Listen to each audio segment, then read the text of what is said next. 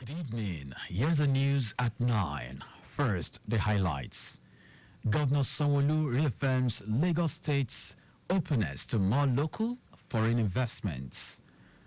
President Tinubu launches education loan scheme, hands out symbolic checks to students, institutions. On the foreign scene, protesters disrupt United Nations Security Council meeting with call to free Gaza hostages. And in sports, FIBA lists 30 referees for Paris 2024 Olympic basketball events. Now the details. I am John Omoaka.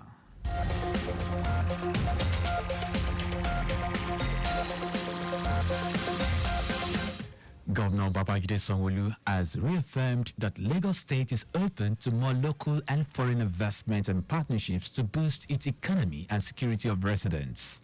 Governor Sanwo-Olu stated this when the Executive Secretary and Chief Executive Officer of the Nigerian Investment Promotion Commission, NIPC, Aisha Rimi, led the Commission's management team on a courtesy visit to him at the Lagos House Marina. The governor said the administration has been helping businesses with corporate assembly and will do more to make ease of doing business a reality. Lagos and Lagos state officials are well equipped to support, to help, to be able to bring in those investments and to create an environment that is investor friendly. We also, as citizens, have to also make conscious investment into our environment as well, because people will also not just come and help you. Our investors, our citizens also must be able to take further risk in our own environment and know that there's no better place than home. Earlier, Executive Secretary and Chief Executive Officer of NIPC, Aisha Rimi, commended Governor Babajide Sanwo-Olu for his administration's infrastructural development, especially in the transportation sector. She called on states to set up one-stop investment centers to help investors overcome challenges of regulatory frameworks. Rimi, who said the NIPC had started an investment certification program for states, called for collaborations among states to leverage their comparative advantage to boost local and foreign investments. We realize that now investments are fluid. So we promote collaboration and collaboration not just with us, but even in and around your sister states. And we're very happy to see that the governors have formed the Southern Governors Forum because, again, like I said, investment travels and it travels very quickly. We've seen what you've done with the railway and we know that it has gone into neighboring states and they're able to peel off all of that. So it's how we can promote ultimately what we call RIBS, which is responsible, inclusive, balanced and sustainable investments across not just states but regions as well. Governor Sanwo-Olu presented iconic gifts to the NIPC boss, demonstrating the investment-friendly nature of the state. Lagos State Governor Babajide Sanwo-Olu has approved the appointment of 6 eminent persons to serve in the Lagos State Independent Electoral Commission last year. The appointees are retired Justice Bola Okikiolu Igile as chairman, Mr. Samson Ajibade, Mr. Oluwo Akim Durojaye, Dr. Metilelu Olumide Olushola, Mr. Aileru Abib Dakbo, and Mr. Oladele Adekonye. Details of the swearing-in ceremony will be announced in due course. Lagos State government has announced the rebranding of the state's Ministry of Agriculture, which will now be known as the Ministry of Agriculture and Food Systems. Commissioner for Agriculture and Food Systems, Abisola Olusoya, who stated this during a press briefing at Alausa, noted that with the rebranding of the ministry, 3 new departments, including livestock services, agric engineering, produce safety, and food quality control have been introduced. Olusoya, while reading out the achievements of the ministry, said the administration of Governor Babajide Sanwo-Olu has done a lot in the area of development of food logistics roadmap and affordability of food items across the state. The commissioner said the Mushi Food Hub, which was opened in December 2023, has recorded 40 market open days with 339 registered vendors and 918 million naira recorded transactions in the last 6 months. Develop a food logistics infrastructure roadmap and to develop food aggregation and transportation networks and loads master plan such that we are more efficient when it comes to the movement of our foods. And with regards to the storage facilities, we're looking at creating more storage infrastructure, having policies around this, and also to develop processes and partnerships for the food storage and reserve management. At such a time as we are in, it is imperative, if you even go back to biblical times, it only makes logical sense for us to have more storage facilities available to be able to hold foods for longer periods of time. In his closing remarks, Permanent Secretary, Ministry of Agriculture and Food Systems, Emmanuel Audu, emphasized Governor Babangida Sanwo-Olu's administration is working on bringing hope and succor to Lagosians on the reduction of food prices and making food available to residents. The Lagos state government has extended by 3 months the provision of amnesty for owners and developers of existing buildings without planning approvals in the state.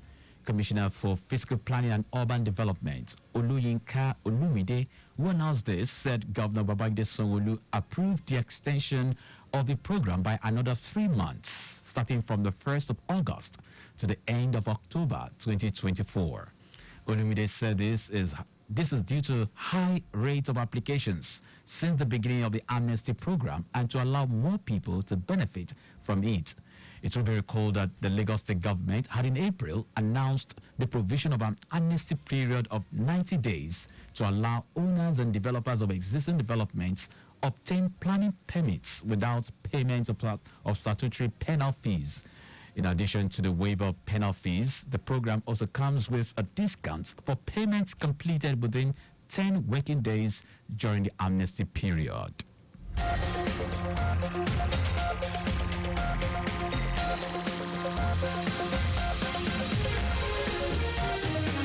Now to the rest of the stories. President Bola Tinubu has launched the Nigerian Education Loan Fund, NEL Fund, in the Council Chamber of State House.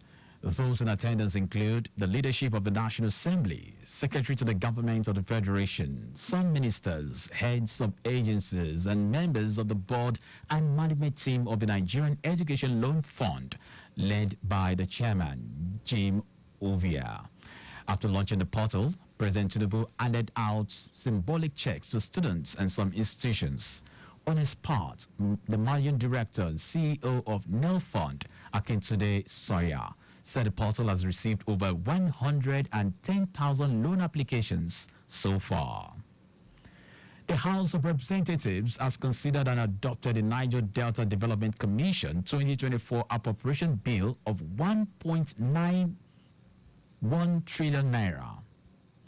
This decision followed the consideration of a report of the Committee on NDDC chaired by Herikaite Ibori Suenu during the plenary. While defending the Commission's 2024 budget before the House Committee on NDDC earlier in July, Managing Director of the NDDC, Samuel Ogbuku, stated that the Commission would source funding of its proposed spending from loans to the tune of 1 trillion naira.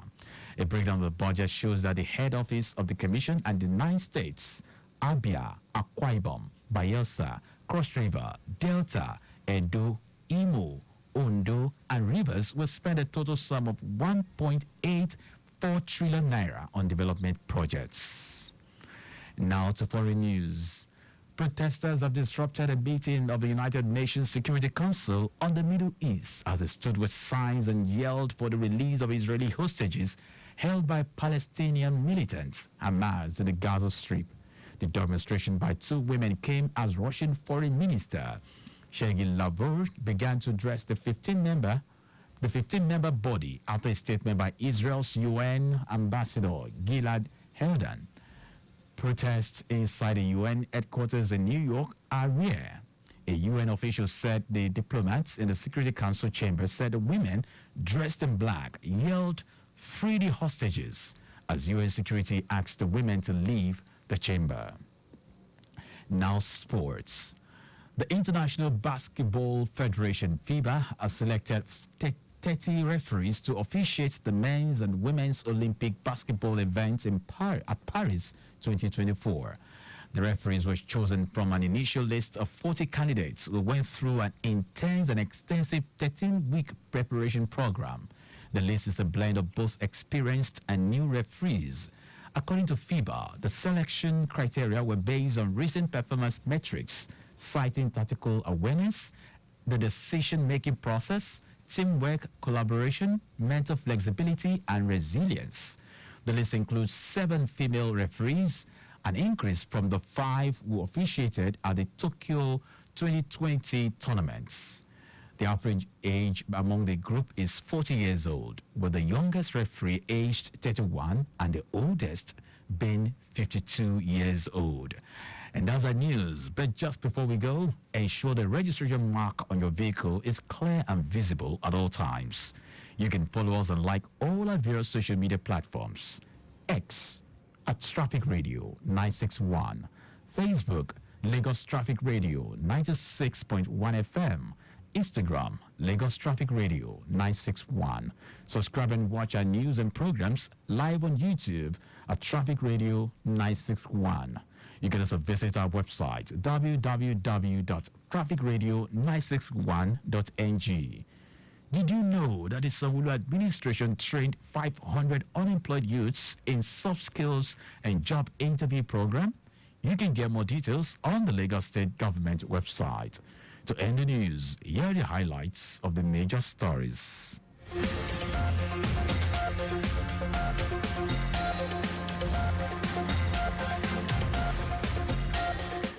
Governor Babajide Sanwo-Olu has reaffirmed that Lagos State is open to more local and foreign investments and partnerships to boost its economy and security of residents.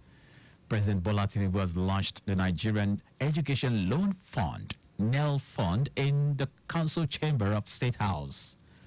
We also told you that protesters have disrupted a meeting of the United Nations Security Council on the Middle East as they stood with signs and yelled for the release of Israeli hostages held by Palestinian militant Hamas in the Gaza Strip. And in sports, the International Basketball Federation, FIBA, has selected 30 referees to officiate the men's and women's Olympic basketball events at Paris 2024. For contact with the newsroom, send a message to info@trafficradio961.ng. That ends the news broadcast compiled by Aderayo Idu Olaiya. I am John Omoaka. Thank you very much for listening.